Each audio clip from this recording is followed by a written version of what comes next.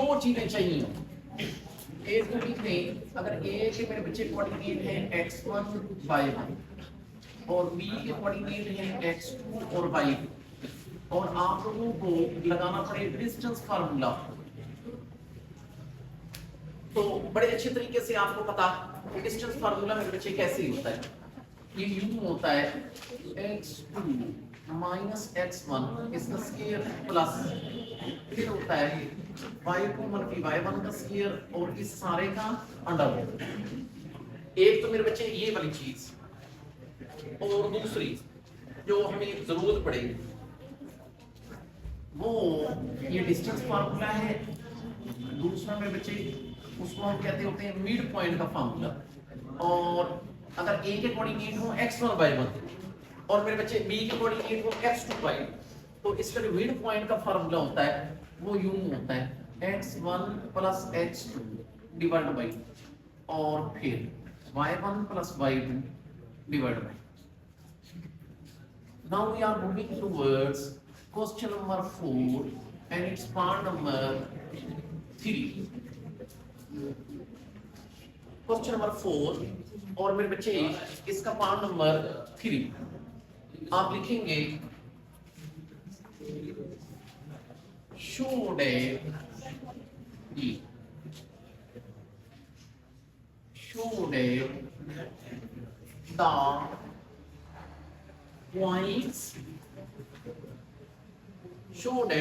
the points A जिसके coordinate है 5 B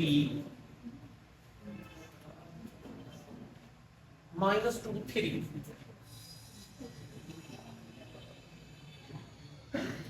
फिर C के मेरे बच्चे कोऑर्डिनेट है -3 और -8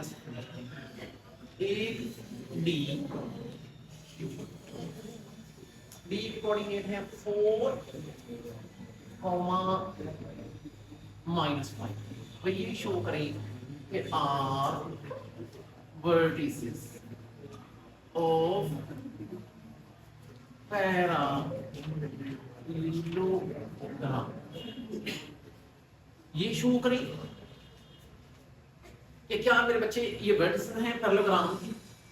अच्छा एक और बात आपसे पूछी गई कि is it स्क्वायर, ये भी बता दें कि क्या ये फिर स्क्वायर बनता है। कोई बात नहीं, हम मेरे बच्चे इस तरह करते हैं कि चारों साइड की लेंथ निकालते हैं। एक मेरे बच्चे ए बी, एक बी सी, एक सी डी, एक ए डी। अगर अपोजिट की इक्वल निकल आई, याद रखना पैरेललोग्राम की खूबी, अगर अपोजिट की इक्वल निकल आई तो पैरेललोग्राम हो। स्क्वायर के बारे में फिर डिसाइड कर लेंगे, क्योंकि शायद आपको पता होगा कि पैरेललोग्राम की ये फिगर होती है ऐसे करके कि इसके अंदर अपोजिट साइड की लेंथ ये इसके बराबर और ये इसके बराबर। Okay let's start. चारों साइडों की लेंथ निकालें। मकसद है बात करने का, फिर हमने डिस्टेंस फार्मूला यूज करना है। शुरू करेंगे इस सॉल्यूशन। पहले हम ए बी का मॉड निकालेंगे। फार्मूला आपको पता x2 x1 का स्क्वायर, इसका मतलब है ये बनेगा -2 -5 का स्क्वायर जमा y2 -y1, इसका मतलब है 3 -2 का स्क्वायर, लेकिन अंडर रूट भी लगा।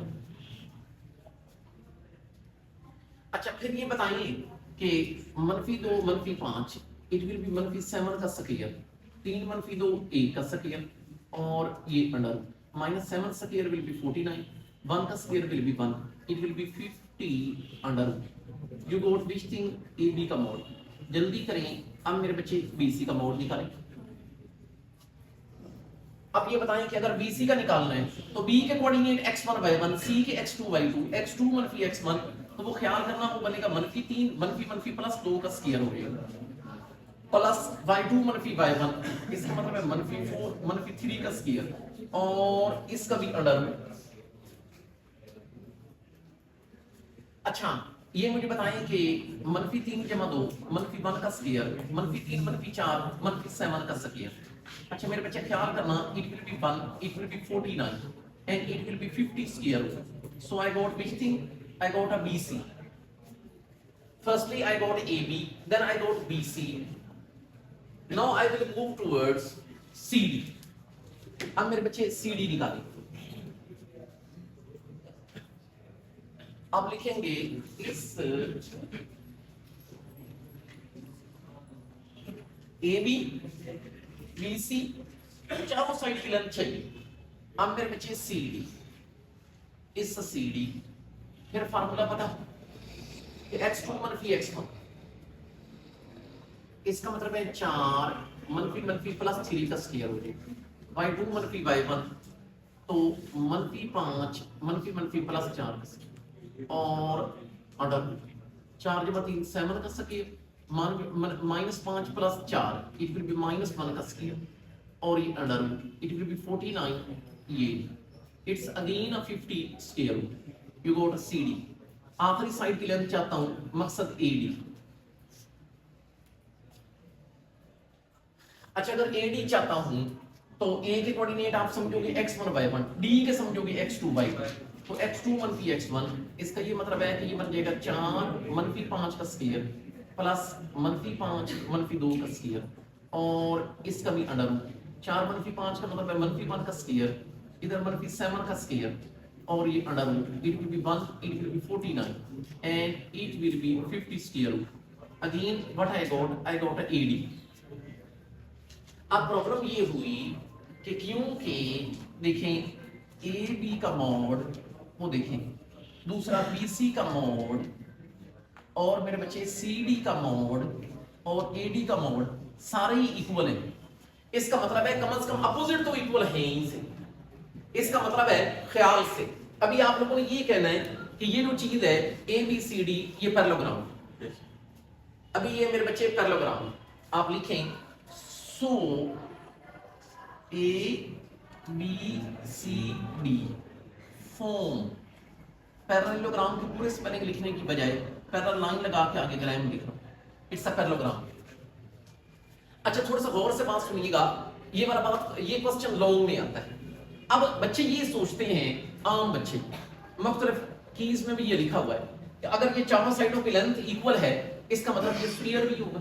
स्क्वायर उर्दू में जिसको आप जानते हैं मुरब्बा, जिसकी चारों साइड की लेंथ इक्वल होती है। आपका नॉलेज उतना ही होता है, आप ठीक सोच रहे हैं कि ये चारों साइड की लेंथ है इसका मतलब ये स्क्वायर भी होगा। ये देखिए उसने पूछा है कि इज इट अ स्क्वायर, बच्चे अक्सर ये कह देते हैं कि ये स्क्वायर है। याद रखना नहीं, ऐसा नहीं होता। इसकी चारों साइड की लेंथ इक्वल हो वो जरूरी नहीं है कि वो स्क्वायर। अब आप क्या करोगे, ये देखिए एक बात याद रखना, ये जो स्क्वायर होता है ना मेरे बच्चे, ये ऐसे स्क्वायर तब होता है जब उसके डायगोनल की लेंथ भी आपस में बराबर हो। ये देखिए ये जो फिगर है आपके सामने, ये इसकी भी चारों साइड की लेंथ आपस में इक्वल होती है, लेकिन इसको हम रहम्बस कहते हैं। अब एक सोचने वाली बात है, चारों साइड की लेंथ इक्वल निकले तो हमें कैसे पता चलेगा कि वो स्क्वायर है या रहम्बस है। ये जो रहम्बस है इसकी ये खूबी होती है इसके डायगोनल इक्वल नहीं है, एक शॉर्टर डायगोनल होता है एक लॉन्गर डायगोनल, लेकिन स्क्वायर के अंदर ये खूबी होती है इसके डायगोनल भी बराबर होते हैं। इसका मतलब है now what I will do कि मैं इसके डायगोनल की लेंथ निकालूंगा। डायगोनल की लेंथ से मुराद है कि अगर ये A है, ये B है, ये C है, ये D, एक निकालूंगा AC, एक निकालूंगा BD। अगर मेरे बच्चे AC और BD भी बराबर हुए आपस में डायगोनल की लेंथ तो फिर ये स्क्वायर है, नहीं तो फिर ये स्क्वायर नहीं ना। अभी पैरेललोग्राम साबित हुई। अब आप लिखें कि now we will find length of the diagonals. You know the reason, you know the reason. अब लिखेंगे now we will find in order to check it a square, लिखे now we will find length of diagonals. No issue. एक मैंने आपको दिखाया diagonal AC होगा, diagonal होता है जो अपोजिट वर्टिसेस को मिला रहा हो। एक मेरे बच्चे AC होगा, एक मेरे बच्चे BD होगा। जो अपोजिट वर्टेक्स को यहां पे जो फिगर बनाई थी उससे देख लेना कि डायगोनल कौन होगा। एक AC जो कि मेरे बच्चे आ जाएगा -3 -5 का स्क्वायर जमा ये बन जाएगा -4 -2 का स्क्वायर और अंडर इट विल बी -8 का square and it will B -6 का स्क्वायर और ये भी under 8 square will B 64, it will B 36 and it will be 100 under root will be 10, so you got the AC. Still you got one diagonal length. Now I want to get BD। अब मेरे बच्चे लिखेंगे कि अभी हमें BD चाहिए, second diagonal की length ये BD। वेरी सिंपल, इस सब B इस सब D, तो x2 माइनस x1 तो वो बनेगा 4 मनफी मनफी प्लस 2 का स्केयर, मनफी 5 मनफी 3 का स्केयर, और इसका अंडर 4 की 2 विल बी 6 स्केयर, और यहाँ पर मनफी 8 का square, and it's under it will be 36, it will be 64, it will be 100 under root will be 10, so you got which thing? You got a BD। क्योंकि दोनों की डायगोनल लेंथ सेम है, आप मेरे बच्चे नीचे लिखें कि AC is equal to BD। इसका मतलब है अब हम यकीन के साथ कह सकते हैं कि ये स्फीयर चारों साइड्स की लेंथ भी इक्वल थी, डायगोनल भी आपस में बराबर हैं, तो इसका मतलब है वाकई मेरे बच्चे ये स्फीयर है। तो नीचे लिख लें सो कोण ABCD फॉर्म स्फीयर। ये मेरे बच्चे इसका मतलब है ये स्फीयर फॉर्म करता है। Now we are moving towards is question number 5 जरा लिखो। अच्छा इसमें यूं है the midpoints लिखेंगे the midpoints of sides, the midpoints of sides of triangle are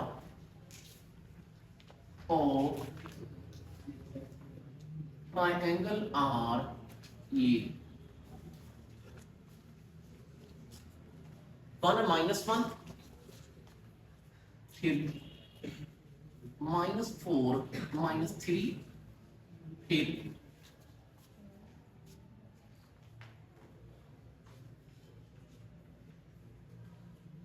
-1 1। अच्छा क्वेश्चन क्या कहता है, लिखें find coordinates of vertices of triangle। Okay, let's start its solution। जरा गौर करिएगा लॉन्ग के हवाले से। अच्छा देखें एक ट्राइंगल है, आप इसे ऐसे करें कि मेहरबानी करके एक ट्राइंगल बनाओ। हम फर्ज कर लेते हैं कि इस ट्राइंगल के जो वर्टिसेस हैं, एक ये है A, ये है B, ये क्या है C। याद रखना ये जो क्वेश्चन के अंदर गिवन है ये वर्टिसेस नहीं गिवन। अगर आप गौर से देखें ये गिवन है the mid points of the sides of a triangle, इसका मतलब है ये मिड पॉइंट्स गिवन। अगर ये ट्राइंगल की साइड्स के मिड पॉइंट्स गिवन है, एक ये, हम इसको नाम दे देते हैं, ये नाम ही दे रहा हूं D T F, आप नाम को चेंज भी कर सकते हैं। अच्छा ये बताएं कि D कौन है? D के कोऑर्डिनेट क्या हैं? 1 -1, it's given in the question. T के -4 -3, F के -1 और इट्स 1। जरा गौर करिएगा क्वेश्चन मेरे बच्चे ये कहता है कि ट्राइंगल के वर्टिसेस निकालें, मतलब A निकालें, B निकालें, C निकालें। अच्छा अगर A निकालना है तो A के फर्ज कर लेते हैं कोऑर्डिनेट्स कि A के मेरे बच्चे कोऑर्डिनेट हैं x1 और y1, B के फर्ज कर लेते हैं x2 और y1, मेरे बच्चे C के फर्ज कर लेते हैं x3 और y3। ये बात मैंने फर्ज कर ली। अच्छा अब मामला ये है कि एक काम करते हैं, आपको एक तो मिड पॉइंट का फार्मूला आना चाहिए, एंड आई होप सो कि आपको क्लियर होगा मिड पॉइंट। ये मुझे बताएं, पहले इसका देखते हैं, ये देखना, ये मुझे बताएं अगर A गिवन हो, B गिवन हो और मैं आपको कहूं कि मिड पॉइंट निकालो, आप कैसे निकालोगे? आप कहोगे x1 plus x2 divided by 2, वो बराबर होगा इसका x कोऑर्डिनेट। इसका मतलब है यू विल एग्री कि x1 plus x2 divided by 2 equal to -1। इसका मतलब है यू विल एग्री कि x2 plus x3 divided by 2 equal to 1। इसका मतलब है यू विल एग्री कि x1 plus x3 divided by 2 equal to -4। अभी मैं सिर्फ x कोऑर्डिनेट के ऊपर फिक्स कर रहा हूं, मैं x1 x2 x3 पहले निकालूंगा, फिर सेम प्रोसीजर अडॉप्ट करके y की तरफ जाऊंगा। Okay let's start. कि बेशक आप ऐसे करें कि अपने 3 हिस्से बना जी। ये मुझे बताइए, ये देखिए जी, ये मुझे बताइए इसका x कोऑर्डिनेट कैसे निकला होगा। x1 plus x2 divided by 2 equal to minus. इसका x कोऑर्डिनेट कैसे निकला होगा। x2 plus x3 divided by 2 equal to 1। आप देख लें x2 plus x3 divided by 2 equal to 1। इसका x कोऑर्डिनेट कैसे निकला होगा। x1 plus x3 divided by 2 equal to minus. तो मेरे बच्चे कोई बात नहीं, आप अब देखिए मैंने we have 3 equations here but we will do, इनको सॉल्व करेंगे to get x1 x2 x3, not difficult. अब ये देखिए फिर सेम प्रोसीजर आपने याद रखना है और उसी प्रोसीजर को यूज करके y1 y2 y3 x1 x2 x3 भी होगा, y1 y2 y3 भी होगा, we will be getting 3 vertices. अच्छा अब यहां पे गौर करें तो जो आपको मिलेगी x1 जमा x2 की वैल्यू वो -2 आ गई। बेशक ऐसे करें, इसको नाम दे दें equation number 1 x2 plus x3 equal to 2, इसको इक्वेशन नंबर 2 का नाम दें। यहां से मेरे बच्चे x1 plus x3 it will be equal to -8, इसको इक्वेशन 3 का नाम दें। एक मशवरा दूंगा, आप इक्वेशन 1 2 3 को ऐड अप करो, लिखें एडिंग, तीनों इक्वेशंस को आपस में ऐड करो, आपको एक अच्छी इक्वेशन मिलेगी। Adding 1 2 and 3। थोड़ा सा हमने गौर करना है भाई, हमें थोड़ा सा डायरेक्ट ऐड कर रहा हूं, उससे टाइम भी हमारा बचेगा। ये बताएं कि जब तीनों ऐड होंगी तो लेफ्ट लेफ्ट में राइट राइट में। अच्छा यहां पर गौर करें, इधर भी x1 है इधर भी x1 है, इट विल बिकम 2x1। इधर भी x2 है इधर भी x2 है, इट विल बिकम 2x2। इधर भी x3 उधर भी x3, it will become 2x3। ये लेफ्ट लेफ्ट में ऐड होगी, इसका मतलब है राइट राइट में ऐड होगा। ये बताएं इधर है -2 फिर है +2 फिर है -8, +2 एंड -2 विल बी कैंसल। अच्छा ये बताएंगे इसको अगर सिंपल करना है तो इसके अंदर से 2 कॉमन ले, x1 plus x2 plus x3 equal to -8। ये 2 उधर जाके डिवाइड हो जाएगा तो x1 plus x2 plus x3 equal to -4। I got another equation, I can call it equation 4। अब मेरे बच्चे गौर करना, मेरे पास मुझे मिल गई x1 plus x2 plus x3 equal to -4।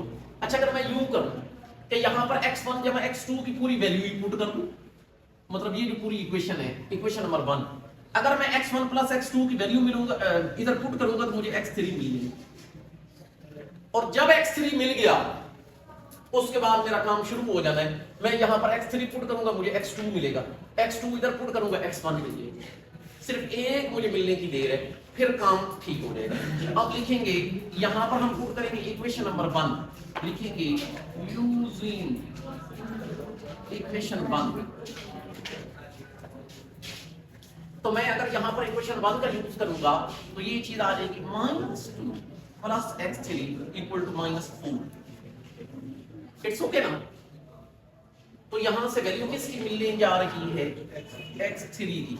It will be -4 plus 2 and x3 will be -2, so you got x3। कोई बात नहीं, ये x3 जिधर आपको इजी लगता है पुट कर, जिधर इजी लगता है पुट कर। चलो इक्वेशन पे जूम कर लेते हैं। अब लिखेंगे put x3 equal to -2 in equation 2। मैं दूसरी में करने लगा, तो ये देखिए ये बताएंगे x3 अगर उधर पुट करूंगा तो x3 की जगह -2 equal to 2, x2 will be, ये 2 उधर जाके प्लस हो जाएगा, 2 + 2 will be equal to 4। I got x2, I have x3, I have x2, now I want to get x1। ये x2 इधर कर लें इक्वेशन नंबर 1 में, लिखेंगे पुट x2 इक्वल टू 4, लेकिन इसमें इन इक्वेशन 1 में, तो x1 x2 की जगह आ जाएगा 4 इक्वल टू -2। अगर यहाँ से x1 निकाला जाए तो -2 -4, सो x1 इज -6। लेकिन याद रखना अभी मुझे x1 x2 x3 मिला, मुझे तो जब तक के y1 y2 y3 ना मिले तो मैं वर्टिसेस तक नहीं पहुंच सकता। सेम प्रोसीजर मैं अडॉप्ट करूंगा, रिपीट करूंगा for the y coordinate to get a y1 to get a y2 to get a y3। y1 plus y2 divided by 2 equal to 1। आप मेरे बच्चे लिखें कि y1 plus y2 divided by 2 equal to 1। फिर इसका y coordinate कैसे निकला होगा? y2 plus y3 divided by 2 equal किसके? -2। अच्छा ये बताइए इसका y कोऑर्डिनेट कैसे निकला होगा? y1 plus y3 divided by 2 equal to -3। Procedure आसान है बहरहाल लेकिन लॉन्ग में है। Your y1 plus y2 will be 2. Your y2 plus y3 will be -2. Your y1 plus y3 equal to -6. इस इक्वेशन का नाम दे दें इक्वेशन नंबर 5, इसको नाम दे दें इक्वेशन नंबर 6, इसको मेरे बच्चे नाम दे दें इक्वेशन नंबर 7 और तीनों को ऐड करें लाइक अ प्रीवियस वन। अब हम लिखेंगे कि एडिंग